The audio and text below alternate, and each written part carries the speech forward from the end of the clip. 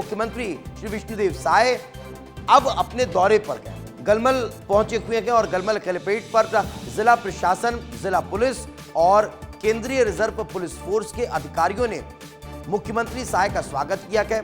RPF जवानों का हौसला बढ़ाने के लिए मुख्यमंत्री साय यहां पर पहुंचे हुए हैं और हौसला बढ़ाते हुए वे दिखाई भी दे रहे हैं। तो आपको बता दें कि सुशासन त्योहार के दौरान मुख्यमंत्री विष्णुदेव साय लगातार दौरा कार्यक्रम पर गए और इस दौरे के दौरान वे नक्सल प्रभावित इलाकों में पहुंच रहे हैं। और मैं जिस शब्द का इस्तेमाल कर रहा हूं, अब ये समझ लीजिए कुछ दिन का शब्द बचा कर नक्सल प्रभावित, उसके बाद ये पूरा क्षेत्र नक्सलियों से मुक्त होने वाला है और अब होता हुआ दिखाई भी दे रहा है। क्यों? क्योंकि बीजापुर के कर्रे गुट्टा पहाड़ी तक जवानों ने नक्सलियों को खदेड़ दिया है। मगर चलिए अब आपको चौपाल की तस्वीरें दिखा देते हैं। उन चौपाल की तस्वीरों को देखिए कि कैसे मुख्यमंत्री साय चौपाल लगाते हुए दिखाई दे रहे हैं। ये तस्वीरें आपके टेलीविजन स्क्रीन पर हैं। सुशासन त्योहार के अंतर्गत आज सीएम विष्णुदेव साय नक्सलियों के गढ़ मुंगेर पहुंचे। आपको बता दें कि ये गांव सुकमा और दंतेवाड़ा के सरहदी क्षेत्र में पड़ता है, जो पहाड़ी के नीचे बसता है। जहां पहुंचकर सीएम विष्णुदेव साय ने इमली के पेड़ के नीचे चौपाल लगाई और ग्रामीणों से मुलाकात कर उनकी समस्याओं का समाधान करने की भी बात की है। तो ये तस्वीरें आपके टेलीविजन स्क्रीन पर हैं और मैं बार बार कह रहा हूं कि बीजापुर, सुकमा, दंतेवाड़ा, ये तमाम वो एरिए जहां पर नक्सल गढ़ के रूप में इनकी पहचान हुआ करती थी, इन गांव की पहचान हुआ करती थी। ये मुंगेर की तस्वीर, जहां देख लीजिए कि कैसे आंगनवाड़ी में पहुंचकर मुख्यमंत्री बच्चों के साथ बातचीत करते हुए, उनकी हौसला अफजाई करते हुए, उनके बीच बैठकर वहां उनके खेल खिलौनों के साथ उन्हें खिलाते हुए नजर आ रहे हैं। ये अपने आप में बेहद खास और अद्भुत तस्वीर है। लेकिन अब ये तस्वीर चौपाल, साय सरकार आपके द्वार पहुंच चुकी है और आपके द्वार पहुंचकर आपकी समस्याओं का समाधान कर रही है। यही कारण है कि ये तस्वीरें बहुत खास हो जाती है। लेकिन इससे इतर कुछ और तस्वीरें अब आपको जान लेना बहुत जरूरी हो जाता है। जब हम बात कर रहे हैं साय सरकार आपके द्वार की, तो फिर ये तस्वीरें और खास हो जाती है।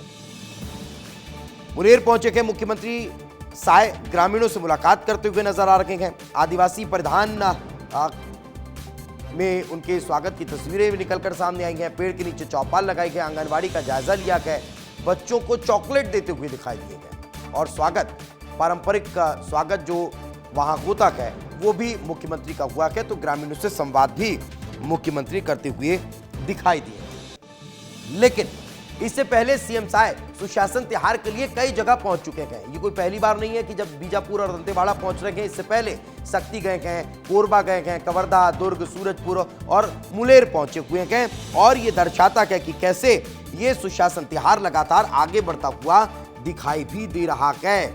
मगर अब इससे इतर आपको ये भी बताते हैं कि कैसे ये कार्यक्रम अपने आप में बहुत खास हो जाता है।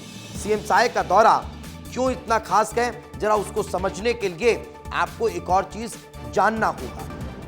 आपको यह भी समझना होगा कि कैसे मुख्यमंत्री विष्णुदेव साय का दौरा अपने आप में बहुत खास है। तो मुख्यमंत्री विष्णुदेव साय अब अपने इस सुशासन त्योहार के जरिए दौरा कार्यक्रम पर हैं।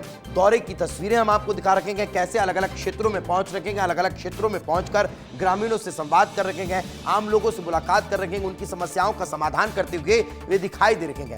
लेकिन अब मैं आपको ग्राफिक्स के जरिए समझाने की कोशिश करता हूं। सीएम विष्णुदेव साय का सुशासन त्योहार दौरा, पहला दिन वे कहां पहुंचे?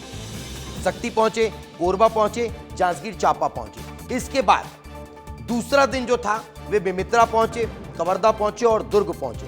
लेकिन इस सुशासन त्योहार के तीसरे दिन मनेंद्रगढ़, चिरमिरी और भरतपुर का उन्होंने दौरा किया। बैकुंठपुर पहुंचे और सूरजपुर में वे आम लोगों से मुलाकात करते नजर आए। चौथे दिन बलौदाबाजार, गरियाबंद और महासमुंद पहुंचे। इसके बाद जो उनका अगला दौरा कार्यक्रम है वो भी अपने आप में बहुत खास हो जाता है, वो भी अपने आप में बहुत जरूरी हो जाता है समझना।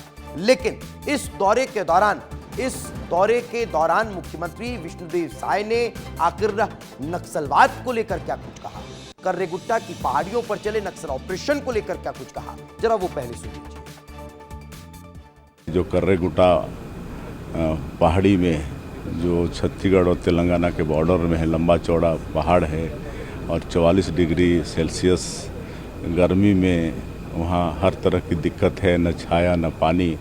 उसके बाद भी 21 दिन तक ऑपरेशन में डटे रहे और सफलता हासिल की। तो आज हम उनसे मुलाकात करने आए थे, उनके अदम्य साहस को सैल्यूट करने आए थे और आज उनके मुख से जो 21 दिनों तक उन्होंने ऑपरेशन चलाया उसमें कैसे उनको फेस करना पड़ा सब सुने, तो उनके साहस को नमन करते हैं।